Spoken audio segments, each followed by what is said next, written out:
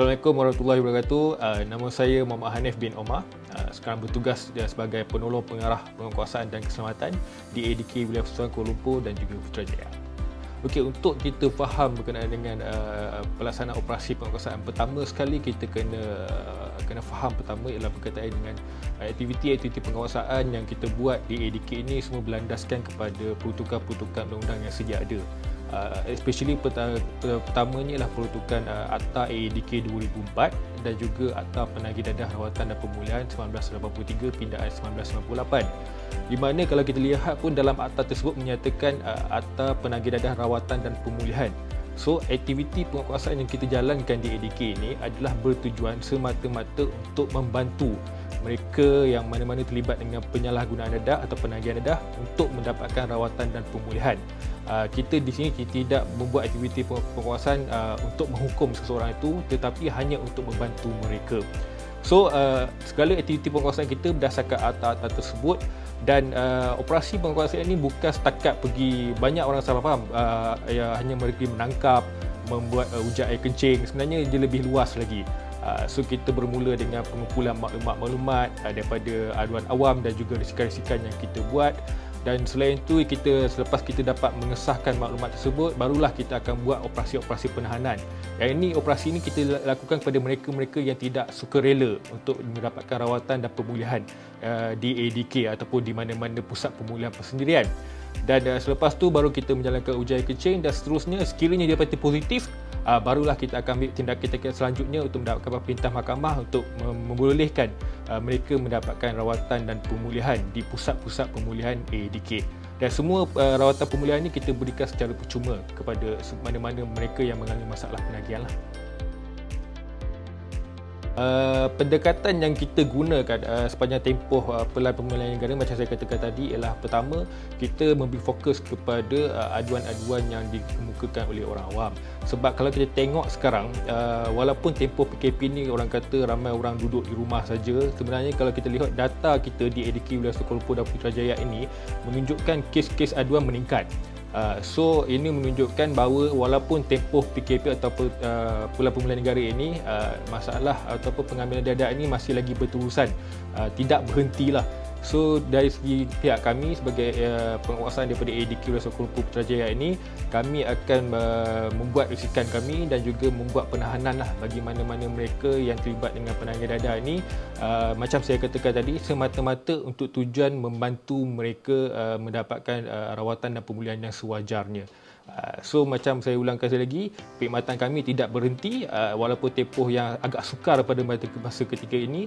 Kami masih lagi meneruskan segala aktiviti-aktiviti penguasaan yang sewajarnya lah untuk membantu masyarakat awam khasnya.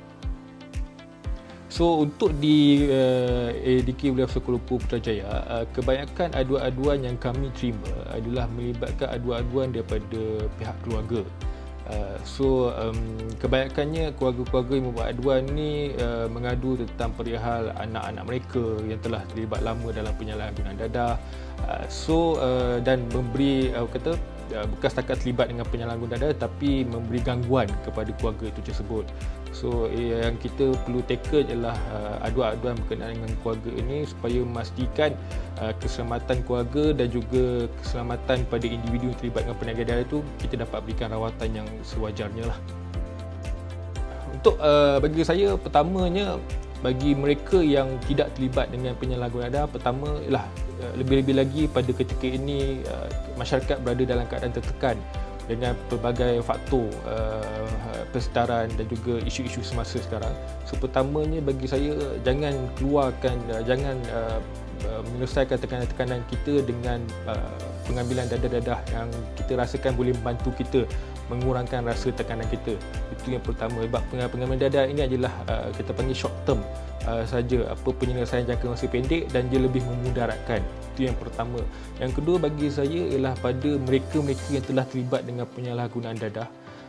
Saya sangat syorkan, walaupun ini saya tahu agak sukar, tapi saya sangat syorkan untuk mereka telah terlibat dengan penyalahgunaan dadah itu datang secara sukarela. mendapatkan perkhidmatan sama ada di ADK dia ataupun di mana-mana perkhidmatan kerajaan ataupun juga di pusat pemulihan dadah persendirian. Sebab pihak-pihak ini dapat membantu mereka-mereka ini yang terlibat dengan penyandang dadah ini. Dan yang ketiga, bagi mereka keluarga-keluarga yang mempunyai anak-anak ataupun ahli keluarga yang telah terlibat dengan penyandang dadah, bagi saya pertama, jangan rasa malu, jangan rasa takut.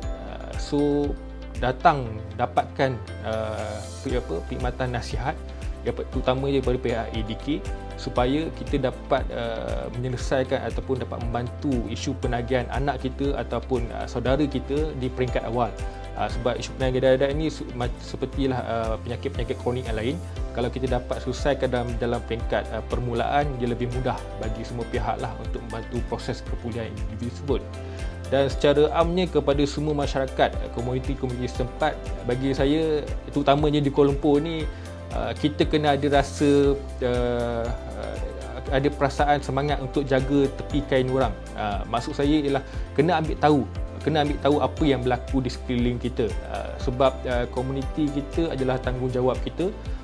So kita yang memastikan segala isu-isu penyalahgunaan dadah ataupun isu perancangan sosial supaya tidak berebak teruk dan dapat dikawal di dalam komuniti kita.